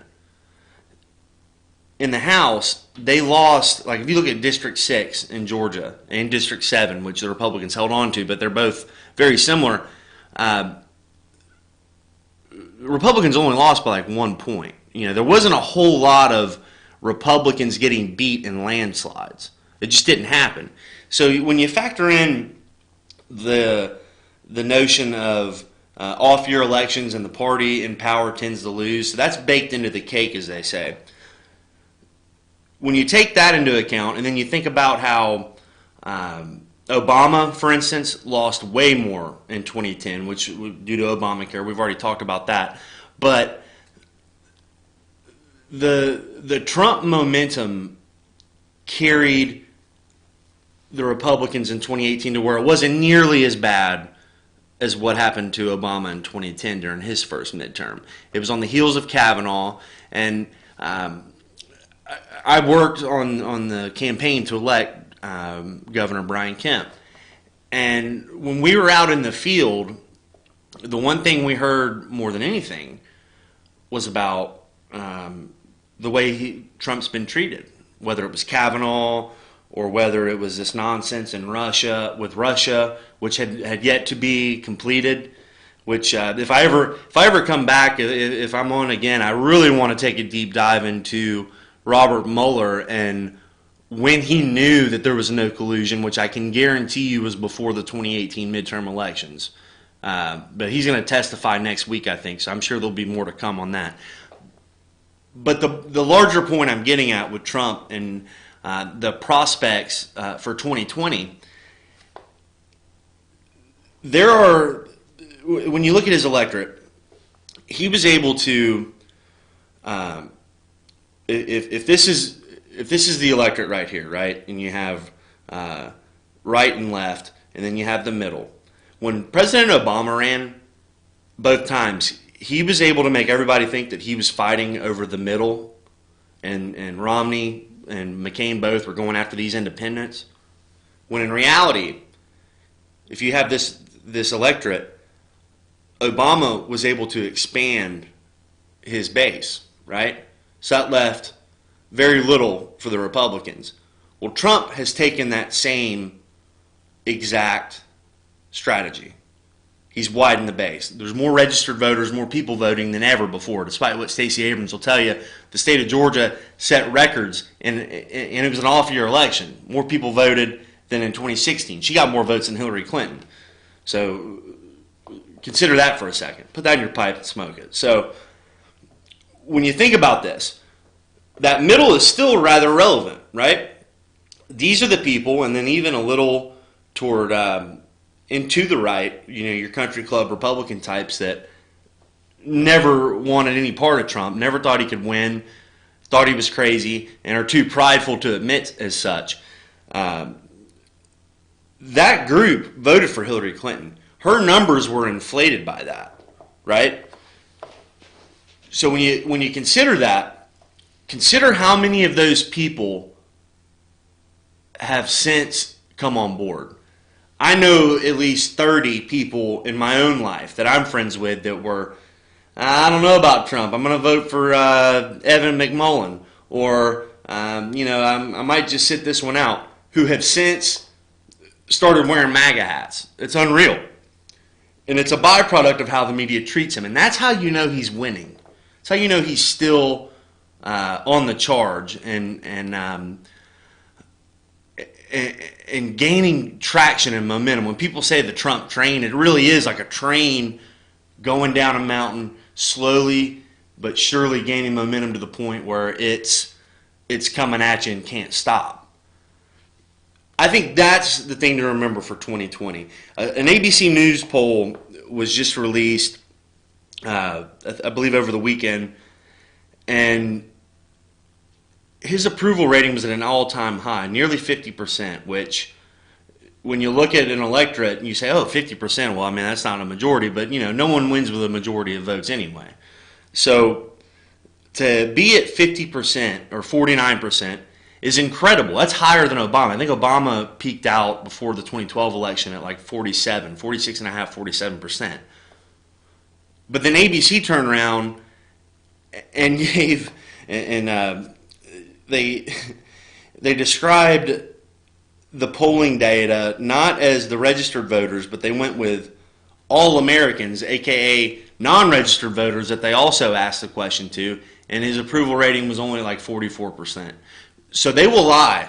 You know, we know this. They'll misconstrue the truth to make it seem like he's not as popular as he really is. But when, you know, to circle back, the enthusiasm of the people on the 4th of July to buy the hats, buy the stickers, was unreal. Something I mean, I can't even imagine people doing that for George Bush. You know what I mean? It's just, it's unreal, the enthusiasm, and that's what wins elections. If people are fired up to support someone, that's what wins, because no other candidate, all other candidates pale in comparison when you have people that are hell-bent on making it happen, because those are the people, without even being told, without even being organized, without even joining a party or a field organizing team, those are the kind of people that are still going to bring 5 people out to vote with them. Coalition voters who don't even need to be reminded, who aren't even on the radar of the hot voting list or the data list. That's how elections are won, and obviously nothing should be taken for granted, and you know, every effort still needs to be made. But that's something that you know, I feel goes untold, and that's why I wanted to take the opportunity to recount this story in a way that you know, if you're worried out there, if you get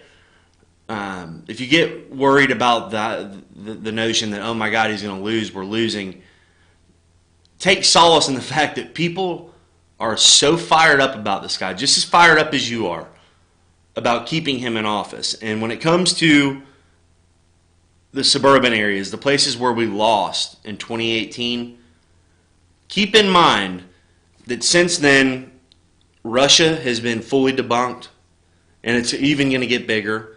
We're going to find out a lot of things about the Democrat establishment of the last 25, 30 years. And the Democrats are going to go further and further left. That's not what those people voted for. They did. Alexandria Ocasio-Cortez, Ilhan Omar, Rashida Tlaib, they're not suburban Democrats. Those aren't the people who won the House back for Nancy Pelosi. The people who won the House back for Nancy Pelosi ran on no impeachment, health care, moderate issues, pro-business issues. That's not, they haven't delivered that. And people take notice of it. They see what's going on. They see that Lucy McBath hasn't set up constituent services. They see that Lucy McBath has, who's from District 6, by the way, when she was elected and took office, she did fluff pieces on how she wants to take away guns for months on NBC and CNN and every left-wing blog. And then since then, it's been radio silence because they know that she's in trouble. So take solace in the notion that the Democrats are split apart, and they're going to do all they can to go further and further to the left because they think with Donald Trump in office, that gives them an excuse to do so, and that's going to hurt them. It's going to be like 2012 when the Republicans didn't know which direction to go, and the media basically called Romney the presumptive nominee the entire time. It's going to be similar to that, except it's going to be similar to that in the sense that the media is going to try to engineer it. But where it's going to be different than 2012 is I think we could have all-out chaos. Because when you think of, and I don't want to get too deep into this, we need to go to break here. But when you think about the changes they've made to the process, the superdelegate process, and the idea, you know, it all goes back to when RFK was shot, when he was going to be the nominee, and all hell broke loose in 1968. And instead of watching the convention, we watched kids get beat up by the Chicago police. So the notion of super delegates and that whole process kind of spurred off of making sure that didn't happen again. And it gave us Jimmy Carter. And then when we got Jimmy Carter, it was like, okay, so we need the super delegates now to make sure that doesn't happen. We have the primary voting process, the Democratic process gave us Jimmy Carter, and then that was a disaster. So then the super delegates came in. Sorry, I need to correct myself there. So it brought order to the party. But now, after what happened with Bernie Sanders and the changes they've made, it's wide open. And when you have this many candidates, I don't think there's going to be a Donald Trump that sets himself apart so much from the rest of the crowd to where he'll consistently get 20, 25% in a crowded field. I think we could see states where Kamala Harris wins, and then another state where Mayor Pete wins, and another state where Biden squeaks one out. Maybe not, but I think Biden's toast. But you could see Beto O'Rourke win Texas. They may, and I know that every year, every election cycle, this happens where, a brokered election, it could happen. That notion comes up every 4 years. This time, I think it might really happen. Because if they roll in to, I think it's going to be in Milwaukee. If they roll into Milwaukee and no one has a majority of delegates, and there are no longer any super delegates who can, sway it one way or the other, it's going to be must-see TV. NBC needs to make sure that the copyright to that must-see TV phrase has not expired, because a lot of people are going to use that one because they are going to go at it. You're going to see activists shaking signs and Antifa masks and all kind of wild stuff fighting over who the nominee is going to be. And Trump will be live tweeting it all. Imagine that one. All right, we're going to take a quick break. When we get back, it is Parade Day. I'm going to tell you my thoughts on a couple things about the parade that's taking place, I think, right now for our World Cup champion women's soccer team. So stay tuned. I'm Richie Stone, in for BKP, who's on assignment. Catch you in a minute.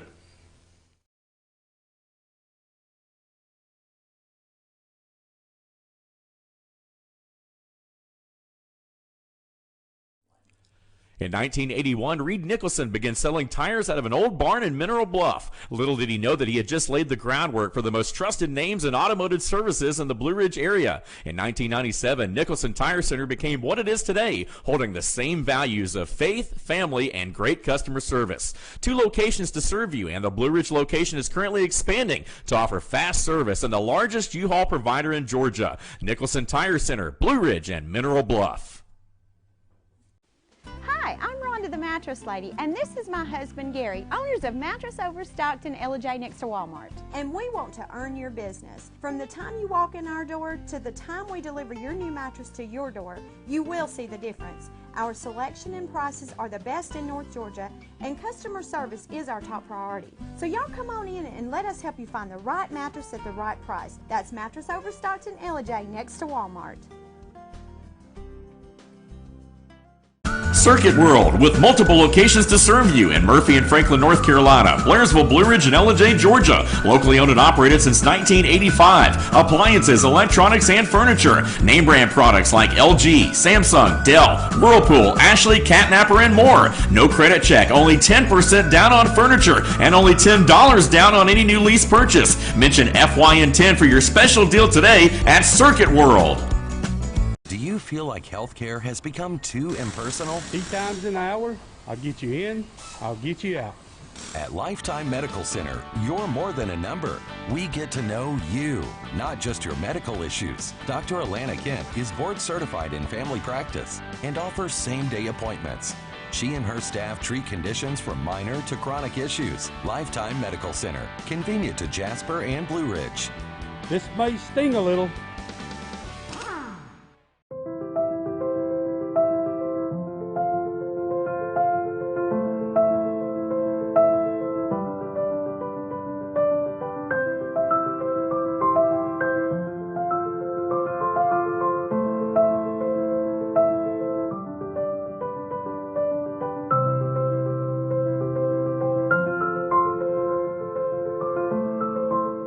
North Georgia Diamond is your source for diamonds in North Georgia.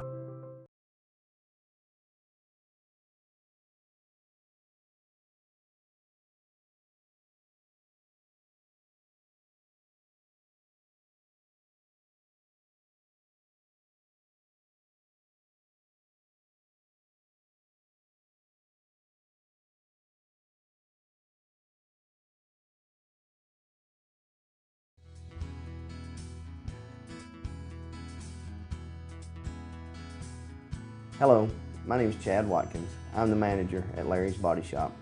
We are a family-owned and operated business and have been serving the North Georgia area since 1978.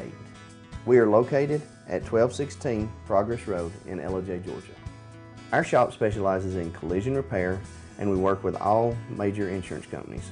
Larry's Body Shop is ICAR Gold, the highest role of training recognized by the collision repair industry. It is estimated that only 10% of collision shops meet these standards. Our shop consists of state-of-the-art equipment such as laser measurement system, down-drive spray booth, spot and MIG welding equipment. All of our paints are mixed on-site so that we can guarantee your paint to match every time. I know that having an accident can be a stressful event. We take pride in making sure our customers are satisfied with the repair of their vehicles. Our waiting area is clean and comfortable with free Wi-Fi and refreshing beverages. So if you're in an accident, stop by and see us at Larry's Body Shop. Ace is your healthful place for paint and home goods, tools, outdoor living, and lawn equipment. But did you know Ace Hardware of Blue Ridge is a little bit more? We have hunting rifles and accessories for your next hunting trip. We have Amish furniture imported directly from Ohio. And we have Ace Custom Woodworks for all your custom wood project needs from cabinets to artwork. Ace Hardware of Blue Ridge, we have your new house in stock.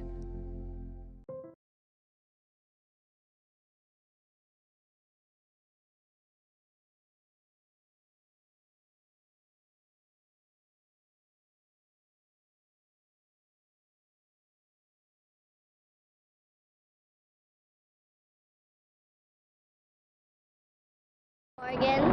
And she was waving, right? She was holding the trophy. Do you hope to hold that trophy someday? Yeah. What position do you play? Because you're a soccer player on Staten Island, right? Yeah, defense. Defense, all right. So we saw Megan and we saw Alex, did we? We saw Alex. That is a live feed of the ticker tape parade of the U.S. women's soccer team who has won the World Cup yet again. And salute to them. Congratulations. That is quite the feat. I think it says a heck of a lot, despite what you may hear, I think it says a heck of a lot about the state of gender equality in America. The fact that the sport that America is the worst at in American sports, right, in men's sports, that you can take the sport that is, as we have the live feed continuing, the sport that is the most popular sport in the world that people love to rag on America about for being terrible at, so bad at it that we had to create our own sports by the same name. And then you juxtapose that with our women's team, where there's no reason why our women's team should be this good because, it's not even our main sport, right, here in America.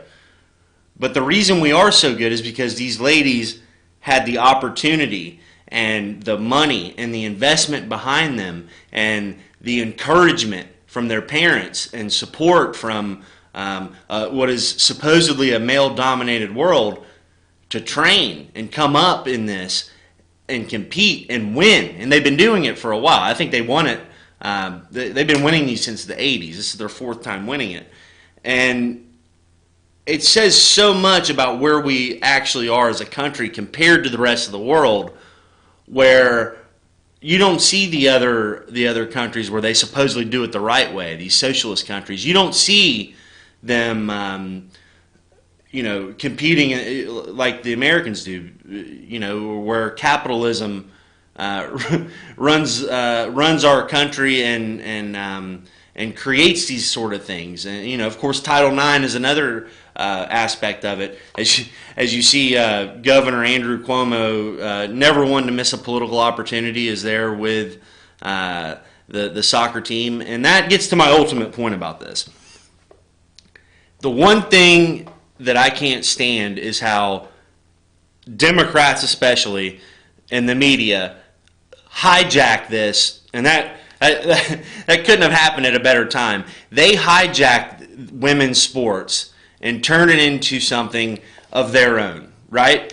And it's why people don't like women's sports to begin with. I mean, I like them. I'm full disclosure here. I supported them. I watched the game. But why it kind of gets a bad name is because there's always some sort of political agenda attached to it. Before the World Cup even started, they started with the equal pay stuff and the notion that, well, why do the American women get paid less than the American men? And they create a narrative to where you attach the political baggage, and then they're at the front of the headlines, so you can talk about equal pay the entire time, and then in a perfect world, Congress will be forced to act, and everyone's a hero. It's this big win for the left. Donald Trump's the bad guy. 25 years from now, they can make a movie about it and really tell the story how they want to, and let it. They can let it serve a narrative for that day 25 years from now, and be this whole mythical deal where Megan Rapinoe stands up to Trump. And it's hilarious because the way they get paid by FIFA it's like a socialist kind of thing, right? So they take the money and they divide it evenly among every team, right? So the money that it brings in. The Women's World Cup 4 years ago brought in, let's say, $500 million, right? I don't know the exact number, but it was like 400 something, or maybe give or take a little less. The Men's World Cup made like $4 billion. It's not even close. So then they divide the money up amongst the teams in the men's field. Now, granted, I think it should be all or nothing. I think you should take that whole $500 million and give it to the winners. That's what I think. But it's just so funny, and it goes back to the points from earlier in the show, like about Acosta and the Epstein case, where they want to, they'll make one point and then totally contradict themselves. Remember, the left in this country is a bunch of socialists. It's going that way, and they'll complain about equal pay for the soccer team when it's a socialist system that they're playing in. FIFA is a worldwide globalist socialist system. And I'll leave it at that. Didn't get to the gerrymandering stuff. Maybe some other time. I forgot I only had 1 hour today, only 2 hours. I'm used to going 2 hours when I fill in. So we're running a little late. My name is Richie Stone. It was my pleasure to fill in today. I'll see you when I see you here on FYN TV. Have a good one.